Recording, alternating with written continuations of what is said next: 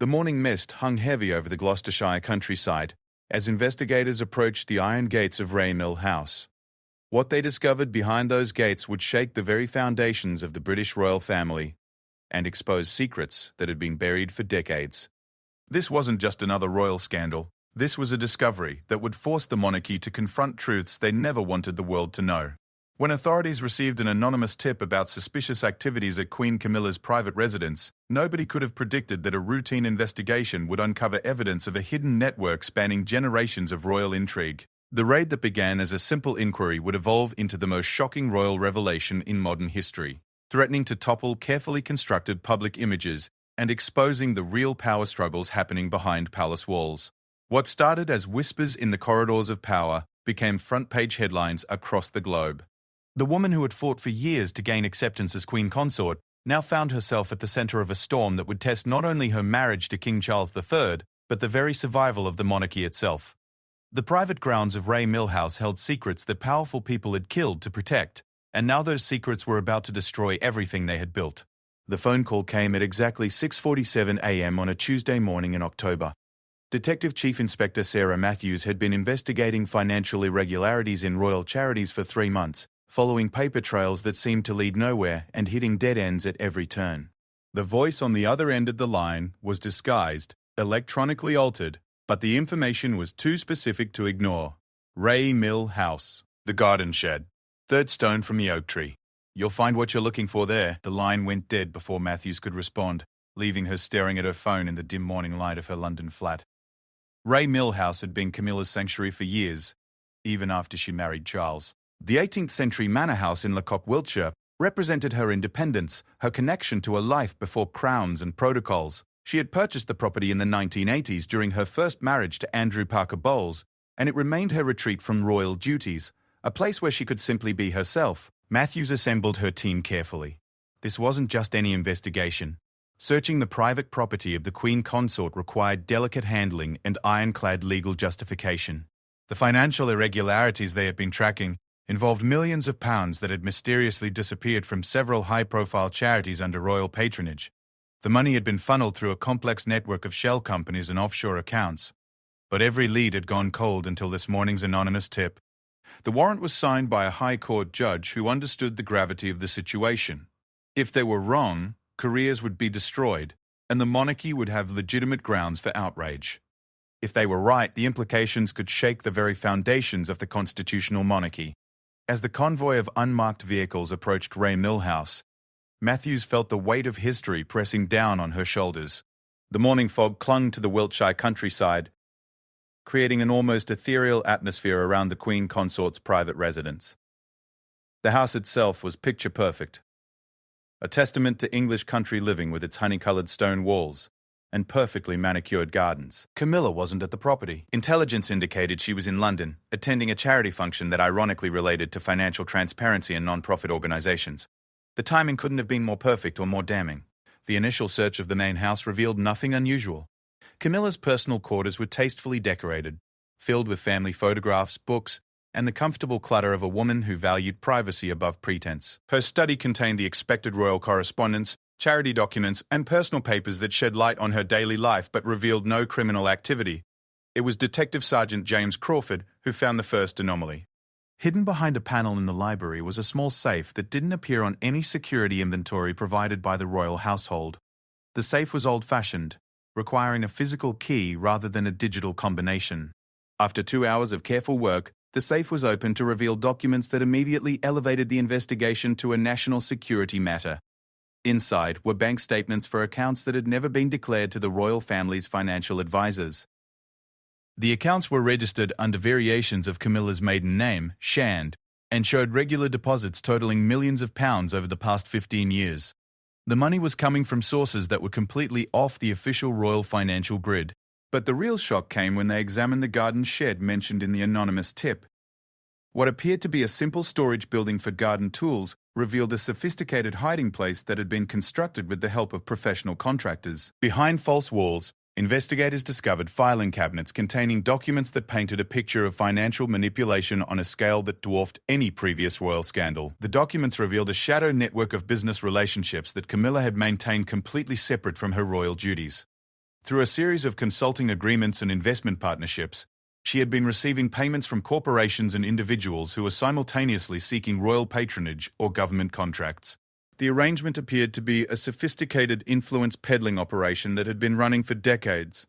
Matthews realized they had stumbled onto something far more significant than charity fraud.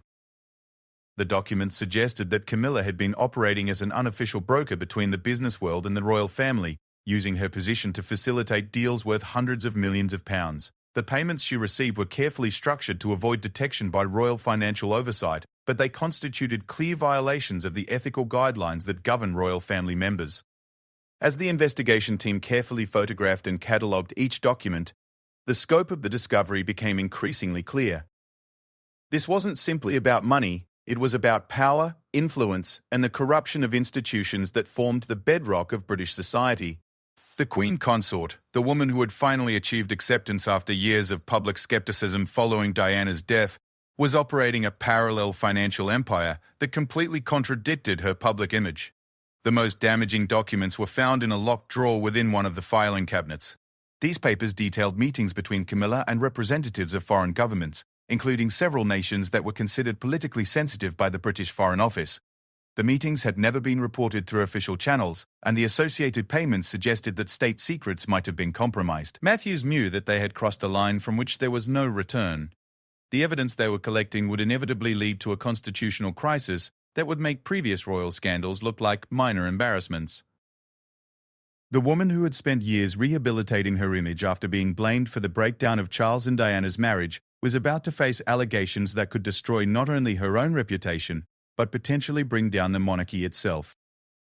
As evening approached and the search teams prepared to leave Raymil House, Matthews received another phone call. This time, the voice was clear and unmistakable. It was someone she recognized from the highest levels of government security. The message was brief and chilling. You have no idea what you've gotten yourself into. Some secrets are too dangerous to expose. The investigation had taken a turn that none of them had anticipated. What had begun as a routine inquiry into charity fraud had evolved into something that threatened the stability of the British government itself.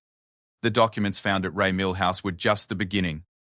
And Matthews realized that powerful forces would do anything to prevent the truth from coming to light. That night, as she sat in her car outside her London flat, Matthews made a decision that would define the rest of her career. Instead of turning the evidence over to her superiors immediately, she made copies of the most significant documents and secured them in locations known only to herself. She had learned enough about government cover-ups to know that evidence could disappear without explanation, and she was determined that the truth would eventually emerge, regardless of the cost. The raid on Camilla's private grounds had uncovered a conspiracy that reached into the highest levels of British society, involving not only the royal family, but politicians, business leaders, and international power brokers who had been operating in the shadows for decades. The Queen Consort's carefully maintained public image as a reformed woman devoted to charity and duty was about to be shattered by evidence of systematic corruption and betrayal of public trust.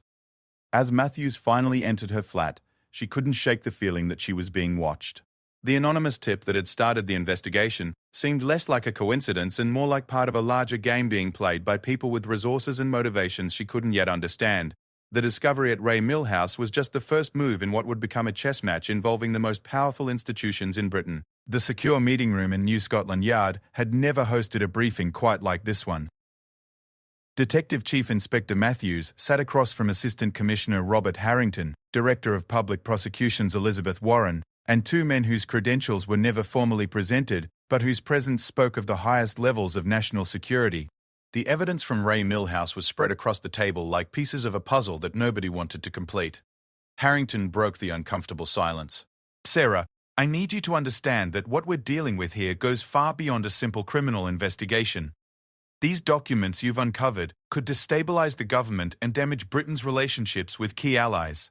His voice carried the weight of someone who had spent decades navigating the treacherous waters of political sensitivity.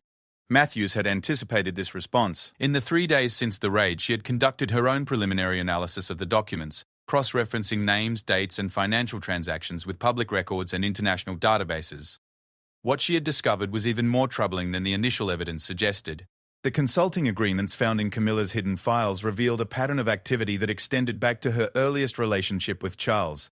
Even during the years when she was married to Andrew Parker Bowles and Charles was wed to Diana, she had been receiving payments from corporations and individuals who later received favorable treatment from royal patronage or government contracts. One particularly damning document detailed a meeting between Camilla and representatives of a Middle Eastern oil consortium in 1987.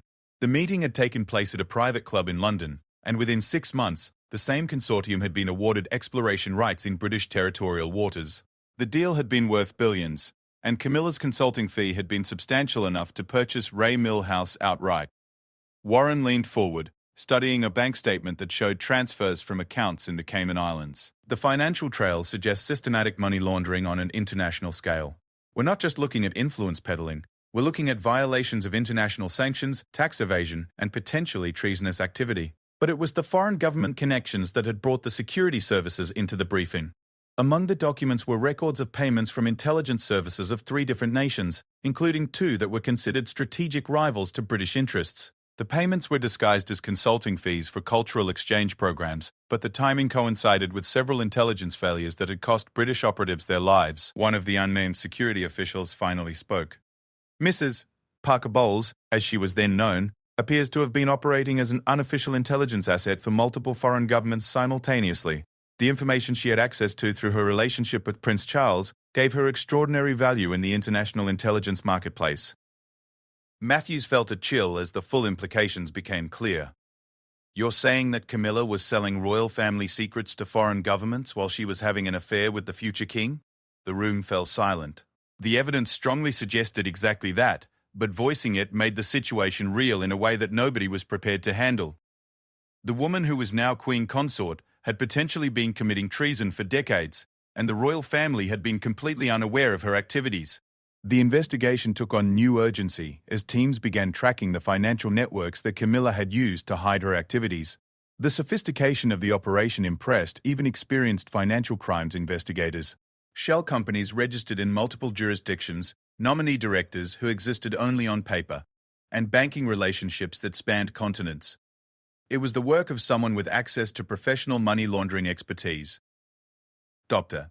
Patricia Giles, a forensic accountant brought in to analyze the financial records, discovered patterns that suggested the operation had grown significantly after Camilla's marriage to Charles. The payments increased dramatically after 2005, she reported. It appears that her elevation to a more official royal position actually enhanced her value to her clients rather than limiting her activities. The security implications were staggering. As the Duchess of Cornwall and later Queen Consort, Camilla had access to classified information about government policy, military operations, and diplomatic initiatives. If she had been sharing this information with foreign intelligence services, the damage to British national security could be incalculable. Matthews requested permission to expand the investigation to include surveillance of Camilla's current activities. The request was immediately denied by the unnamed security officials, who made it clear that the investigation needed to remain focused on historical activities rather than ongoing operations. But the historical evidence was damaging enough. Phone records obtained through court orders revealed regular contact between Camilla and known intelligence operatives from at least 4 different countries. The calls were made using encrypted devices that had never been declared to royal security services, suggesting a level of operational security that indicated professional training.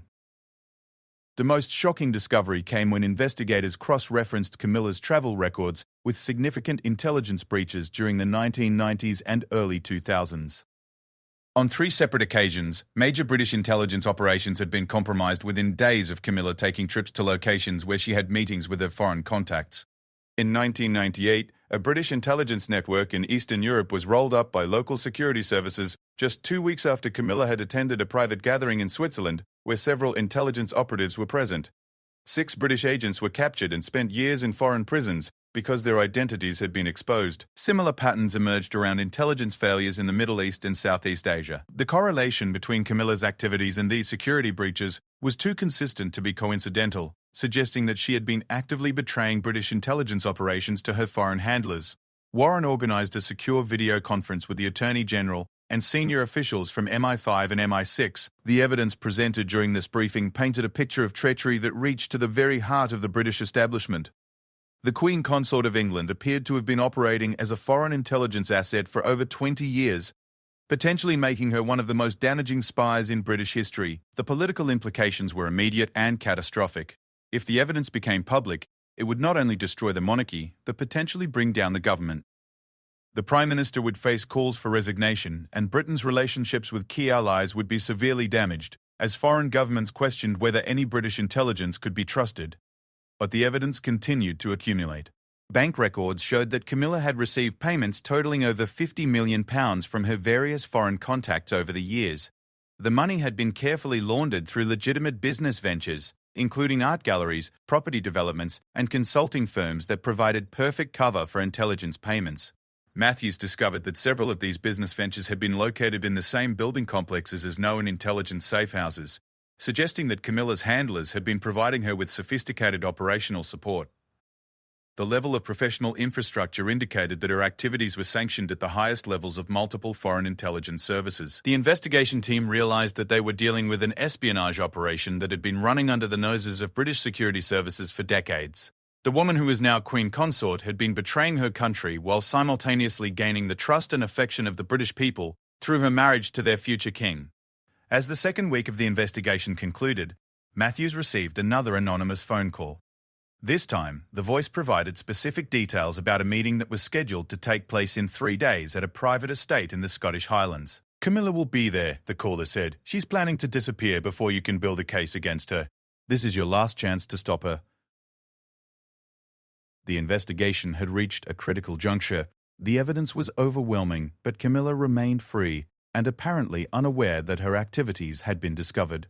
If she fled the country, she could potentially spend the rest of her life beyond the reach of British justice, taking with her decades of intelligence about British operations and capabilities. Matthews knew that the next few days would determine not only the outcome of her investigation, but potentially the future of the British monarchy itself. The Queen Consort was about to discover that her carefully hidden past had finally caught up with her, and the consequences would shake the foundations of everything the British people believed about their royal family. The Scottish Highlands presented a challenging surveillance environment, but Detective Chief Inspector Matthews had assembled her best team for what could be the final phase of the investigation. The estate mentioned by the anonymous caller was Glencairn House, a remote property owned by Lord Duncan Mackenzie, a wealthy industrialist with connections to several of the companies that had appeared in Camilla's financial records. Intelligence gathered over the previous 48 hours confirmed that Camilla had indeed travelled to Scotland, officially for a private retreat focused on environmental conservation. Her public schedule showed meetings with local conservation groups and a planned visit to an organic farm, but surveillance indicated that her actual activities were quite different. The surveillance team, positioned in concealed locations around the estate, watched as a series of expensive vehicles arrived throughout the morning. The occupants were carefully photographed and their identities quickly established through facial recognition databases. What they discovered sent shockwaves through the investigation team. Among the arrivals were senior intelligence operatives from Russia, China, and Iran, along with several individuals identified as arms dealers and money launderers. This wasn't a conservation meeting, it was a high-level intelligence summit, and Camilla was apparently the host. Matthews realized that they were witnessing something unprecedented in British history. The Queen Consort of England was conducting what appeared to be a gathering of foreign intelligence operatives on British soil, without any notification to British security services. The implications for national security were beyond catastrophic. Through sophisticated listening equipment, the surveillance team began intercepting conversations that revealed the true purpose of the gathering.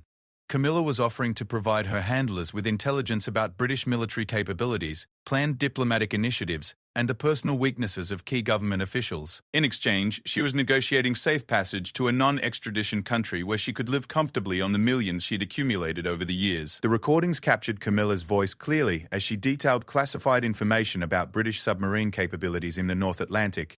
The information was so sensitive that its disclosure could compromise military operations for years to come. She was literally auctioning off British national security to the highest bidder. But the most shocking revelation came when the surveillance team intercepted a conversation between Camilla and a Russian intelligence colonel identified as Viktor Petrov. Camilla was providing details about King Charles's private health issues, including medical information that could be used to predict the succession timeline and plan destabilizing operations during the transition period. "Charles has early-stage Alzheimer's." Camilla's voice came through the listening devices with chilling clarity. "The doctors have given him perhaps 2 years before he becomes incapable of performing his duties. William will assume the throne much sooner than anyone expects, and he's far less predictable than his father. Matthews felt sick as she realized that Camilla was betraying not only her country but her own husband in the most intimate way possible. The medical information she was sharing could be used to time attacks on British interests when the monarchy would be at its most vulnerable. The Chinese intelligence representative, identified as Colonel Li Wei, was particularly interested in information about British cyber capabilities and planned technology transfers to allied nations. Camilla provided detailed information about classified defense contracts and research projects that would give China significant advantages in their technological competition with Western nations. As the day progressed, the scale of Camilla's betrayal became increasingly clear. She had been systematically gathering and selling British secrets for over 2 decades, using her position within the royal family to access information that was supposed to be protected at the highest levels of classification. The Iranian intelligence operative, known only as Hakim, was focused on information about British Middle Eastern policy and planned military interventions. Camilla provided details about classified operations that were still in the planning stages, potentially putting British military personnel at risk and compromising relationships with regional allies. But perhaps the most damaging information Camilla shared involved British intelligence assets operating in foreign countries. She provided names, locations, and operational details about agents whose lives were now in immediate danger.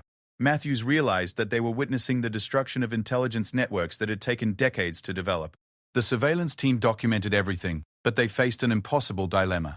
Intervening immediately could save the lives of British agents whose identities had been compromised, but it would also alert Camilla to the investigation and potentially allow her to destroy additional evidence. Waiting could result in the deaths of British operatives, but it might provide the evidence needed to expose the full extent of her treachery. Matthews made the difficult decision to continue surveillance while immediately alerting intelligence services about the compromised agents. Emergency protocols were activated to extract agents from dangerous locations and warn others about potential exposure. The damage had already been done, but they could at least try to minimize the casualties. As evening approached, the gathering at Glencairn House took on the atmosphere of a farewell party. Camilla was clearly preparing to leave Britain permanently, and her foreign handlers were making final arrangements for her extraction and relocation. The surveillance team intercepted communications about private aircraft, safe houses in non-extradition countries, and new identity documents that would allow Camilla to disappear forever. The most chilling moment came when Petrov presented Camilla with a briefcase containing what appeared to be substantial cash payments and travel documents. "Your service to the motherland will be remembered," he said in heavily accented English. "You have provided us with advantages that will last for generations." Matthews realized that they were witnessing the end of an espionage operation that had been running for over 20 years. Camilla had been Russia's most valuable asset within British society, and her extraction would mark the conclusion of one of the most successful penetration operations in intelligence history. But Camilla's betrayal wasn't just professional, it was deeply personal. The recordings captured conversations in which she expressed contempt for the British people and their institutions. She referred to the royal family as useful idiots and described her marriage to Charles as the perfect cover for her intelligence activities. "The British are so naive," she was recorded saying. "They actually believed that I loved Charles and wanted to serve the country. They made me their queen, and all the while I was selling their secrets to their enemies. It's almost too easy." The level of cynicism and calculation in her voice was shocking even to experienced investigators who had dealt with traitors before. Camilla had not only betrayed her country, but had manipulated the emotions and loyalties of millions of British people who had come to accept her as their queen consort. As the gathering prepared to conclude, the surveillance team intercepted final arrangements for Camilla's departure. She was scheduled to leave Britain the following morning, on a private aircraft that would take her first to a neutral country and then to her final destination. Once she left British territory, she would be beyond the reach of British justice. She had enough evidence to arrest Camilla for treason and espionage, that doing so would require coordination with multiple government agencies and could result in a constitutional crisis that would destabilize the monarchy. However, allowing her to escape would mean that one of the most damaging spies in British history would face no consequences for decades of betrayal. The surveillance operation had revealed the full scope of Camilla's treachery, but it had also raised questions about how such an extensive espionage operation could have operated undetected for so many years. The implications reached far beyond one individual's betrayal and suggested systemic failures within British security services. As Matthews prepared to make the most important decision of her career, she received one final communication from her anonymous source. The message was brief but decisive. Tomorrow morning, she flies to Moscow. After that, she's beyond your reach forever. This is your last chance to choose justice over politics. The Queen Consort of England was about to become a fugitive from British justice, and Matthews held the power to either stop her or watch her disappear into a comfortable exile funded by decades of treason. The decision would determine not only the outcome of the investigation, but potentially the future of the British monarchy itself. The pre-dawn darkness of the Scottish Highlands provided perfect cover for what would become the most sensitive arrest in British history. Detective Chief Inspector Matthews had made her decision during the night, but the logistics of arresting the Queen Consort required coordination with the highest levels of government and unprecedented security measures. The Prime Minister had been awakened at 3 a.m. and briefed on the evidence in an emergency session at Downing Street. The decision to proceed with the arrest was made jointly by the PM, the Attorney General, and the heads of MI5 and MI6, but everyone understood that the consequences would be catastrophic regardless of the outcome. King Charles was informed of the situation at 4 a.m. during an emergency visit by the Private Secretary to the Sovereign and the Director General of MI5. The King's reaction was reportedly one of complete shock, followed by devastating realization as pieces of a puzzle he had never seen began falling into place. Matthews had positioned her arrest team at strategic locations around Glencairn House, waiting for the optimal moment to move. Intelligence indicated that Camilla's extraction was scheduled for 7 a.m., with a private helicopter arriving to take her to a waiting aircraft at a remote airfield. The window of opportunity was rapidly closing. At 6:15 a.m., as Camilla emerged from the main house carrying a single suitcase, the arrest team moved into position.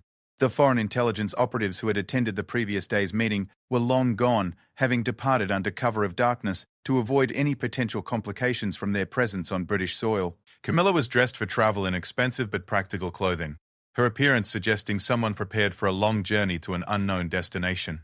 She moved with the confidence of someone who believed she had successfully completed a decades-long deception and was about to claim her reward. The arrest itself was conducted with extraordinary discretion. As Camilla approached the waiting helicopter, unmarked vehicles suddenly surrounded the landing area, and armed officers emerged with weapons drawn. The pilot of the helicopter, who was later revealed to be a Russian intelligence operative, immediately surrendered without resistance. "Camilla Parker Bowles," Matthews announced formally. "I am arresting you on suspicion of treason, espionage, and violations of the Official Secrets Act. You do not have to say anything, but it may harm your defense if you do not mention when questioned, something which you later rely on in court."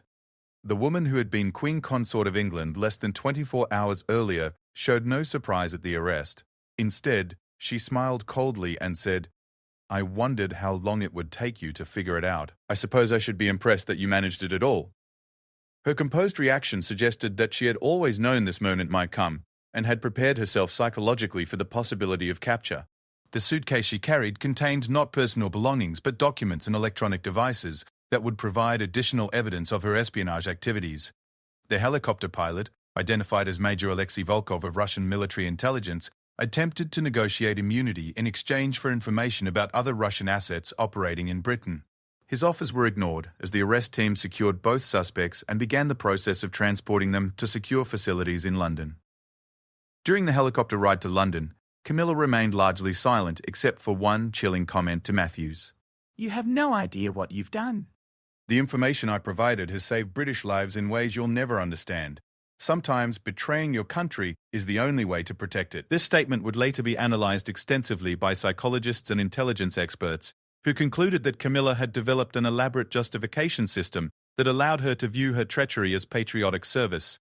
The psychological profile that emerged was of someone who had convinced herself that her actions were beneficial despite overwhelming evidence to the contrary. The arrival at the secure facility in London marked the beginning of the most intensive interrogation in British intelligence history. Teams of experts from multiple agencies began the process of debriefing Camilla and assessing the full scope of the damage she had caused to British national security. Initial questioning revealed that her espionage activities had begun much earlier than previously suspected. She claimed that her first contact with Russian intelligence had occurred in 1973, when she was recruited as a university student during a study abroad program in France. This timeline meant that she had been a Russian asset for over 50 years, making her one of the longest-serving spies in history.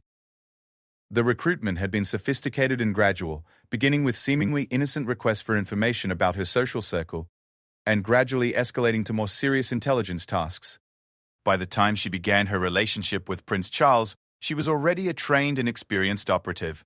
Her handlers had recognized the extraordinary opportunity presented by her relationship with the future king, and had provided extensive support to help her maintain and develop that relationship. The sophisticated money laundering operation discovered at Rain House had been established by Russian intelligence to ensure that she could maintain the lifestyle necessary to move in royal circles. The interrogation revealed details about dozens of other intelligence operations that had been compromised over the years. British agents had been captured, military operations had been exposed, and diplomatic initiatives had been undermined because of information Camilla had provided to her handlers. One particularly devastating revelation involved the 1982 Falklands War. Camilla had provided Russian intelligence with detailed information about British military capabilities and strategic planning that had been passed to Argentina. This information had potentially cost British lives and prolonged the conflict. Similarly, during the Gulf War and later Middle Eastern conflicts, Camilla had provided information that had been shared with hostile forces, resulting in casualties among British military personnel. The scope of her betrayal was so extensive that intelligence agencies began a comprehensive review of every major operation conducted during her active years. The political implications of her arrest became apparent within hours as word leaked to the media, despite attempts to maintain secrecy. The initial reports were confused and contradictory, but the basic facts emerged quickly. The Queen Consort had been arrested on charges of treason and espionage. King Charles was forced to make the most difficult decision of his reign. In a private meeting with the Prime Minister and senior advisors, he agreed to cooperate fully with the investigation and to provide any information that might be relevant to understanding the full scope of Camilla's activities. The King's cooperation revealed additional evidence of Camilla's deception. She had regularly asked detailed questions about classified information under the guise of wifely interest in her husband's work. She had attended private briefings and social gatherings where sensitive information was discussed, always positioning herself as a loyal supporter of British interests while actually gathering intelligence for foreign powers. Public reaction to the arrest was immediate and explosive. Demonstrations erupted outside Buckingham Palace as supporters of the monarchy clashed with those demanding the abolition of the royal family. The revelation that the Queen Consort was a foreign spy provided ammunition for Republican movements that had been gaining strength in recent years. International reactions were equally dramatic. Allied governments demanded explanations about what classified information Camilla might have accessed during state visits and diplomatic meetings.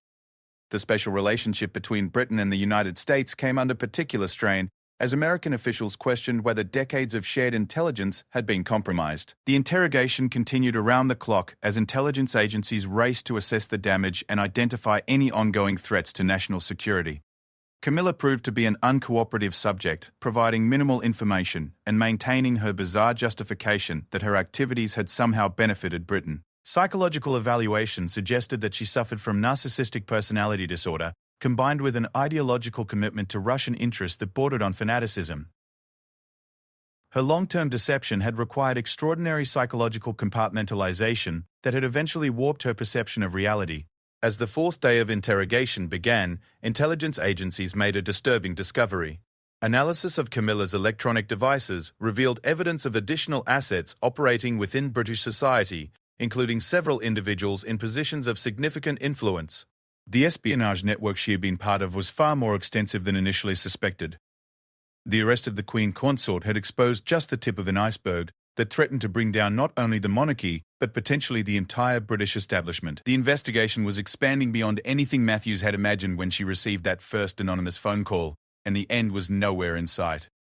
6 months after the arrest that shook the world, Britain was still grappling with the aftershocks of the Camilla espionage scandal.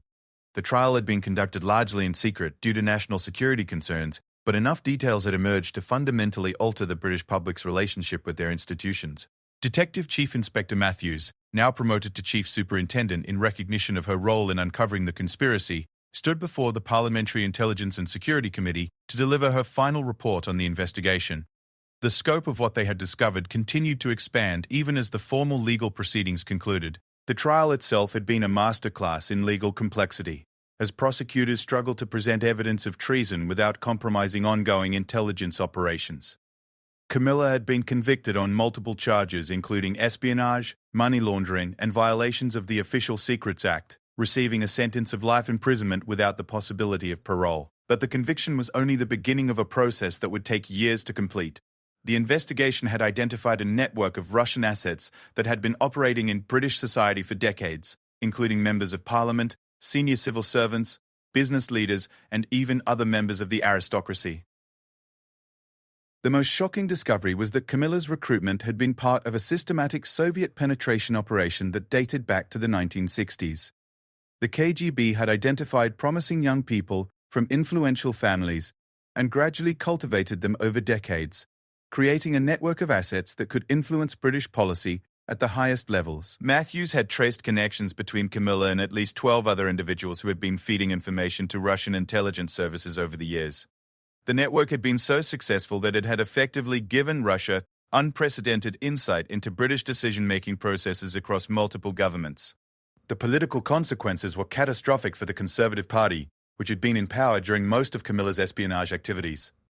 The revelation that the Queen Consort had been a Russian spy while attending state functions and meeting with world leaders created a credibility crisis that toppled the government. King Charles, devastated by the betrayal of his wife and the woman he had loved for decades, made the unprecedented decision to abdicate in favor of his son William. The new King William V faced the monumental task of rebuilding public trust in the monarchy, while managing the ongoing investigation into the spy network. The international implications were equally severe. NATO allies questioned the security of their relationships with Britain, and several intelligence sharing agreements were suspended pending a comprehensive review of British security procedures. The special relationship with the United States came under particular strain, as American officials demanded explanations for decades of potentially compromised intelligence cooperation.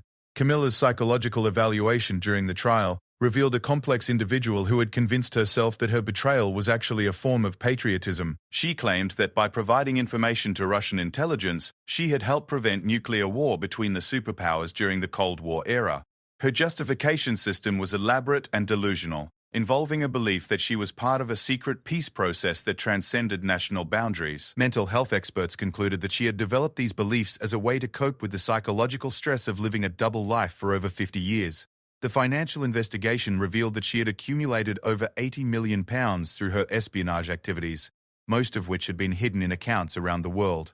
The British government began the complex process of recovering these funds while simultaneously tracing their origins to understand the full scope of Russian investment in her activities. Perhaps the most disturbing aspect of the case was the revelation that Camilla had been gathering intelligence about the personal lives and vulnerabilities of senior government officials, military leaders, and members of the royal family. This information had been used to identify potential recruitment targets and to plan influence operations. The investigation uncovered evidence that several political scandals and media exposés over the years had been orchestrated using information provided by Camilla. Russian intelligence had used her insights to manipulate British political processes and undermine public confidence in democratic institutions. Matthews discovered that the anonymous tips that had led to the initial investigation had come from a former Russian intelligence officer who had defected to the West. The defector had provided information about multiple Russian assets as part of his debriefing, but Camilla had been considered the most valuable target because of her position within the royal family. The defector, identified only as Source Nightingale for security reasons, had revealed that Russian intelligence considered the Camilla operation to be their greatest success in penetrating Western institutions. The information she had provided over the decades had given Russia strategic advantages in diplomatic negotiations, military planning, and intelligence operations. The trial transcripts, released in heavily redacted form, revealed chilling details about Camilla's methods and motivations. She had systematically exploited her relationships with family members, friends, and colleagues to gather information, showing a callous disregard for the trust that others had placed in her. One particularly damaging piece of evidence was a recording in which Camilla discussed using her position to influence royal patronage decisions in favor of organizations connected to Russian intelligence. She had effectively turned the monarchy's charitable activities into a tool for advancing Russian interests. The impact on the royal family was devastating and long-lasting. Prince William, now King William V, instituted comprehensive security reviews and implemented new protocols to prevent future penetration attempts. The monarchy's relationship with the intelligence services was fundamentally restructured to provide better protection against foreign influence. Public opinion polls showed that support for the monarchy had dropped to historic lows, with many Britons questioning whether the institution could survive such a fundamental betrayal. Republican movements gained significant momentum, and several Commonwealth realms began discussions about removing the British monarch as their head of state. The scandal also exposed weaknesses in British security vetting procedures that had allowed a foreign spy to reach the highest levels of the establishment. Comprehensive reforms were implemented across government agencies, but the damage to Britain's reputation as a reliable ally was significant and lasting. Matthews reflected on the investigation as she prepared for retirement, knowing that her work had helped protect British national security, but also understanding that the full consequences of the scandal would continue to unfold for years to come. The anonymous phone call that had started everything had led to the exposure of one of the most successful espionage operations in history, but it also revealed vulnerabilities that would take generations to fully address. The woman who had become Queen Consort through decades of patient deception was now serving a life sentence in a maximum security prison, her reputation destroyed and her legacy forever tainted by betrayal. But the network she had been part of continued to operate, and investigators knew that other assets remained hidden within British society, waiting to be discovered. The case of Camilla's espionage activities became required study material at intelligence training centers around the world, serving as a stark reminder of how patient and sophisticated foreign intelligence services could penetrate even the most secure institutions.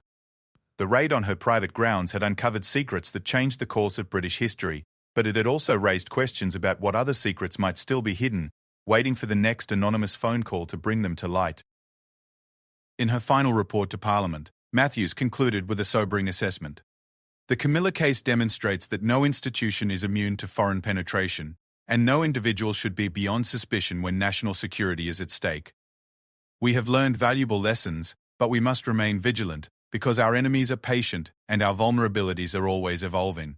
The investigation was officially closed, but its legacy would continue to shape British intelligence operations for decades to come. The Queen Consort, who had seemed the perfect embodiment of duty and loyalty, had instead been the most dangerous spy in British history, and her exposure had changed everything about how the nation understood security, trust, and the price of betrayal.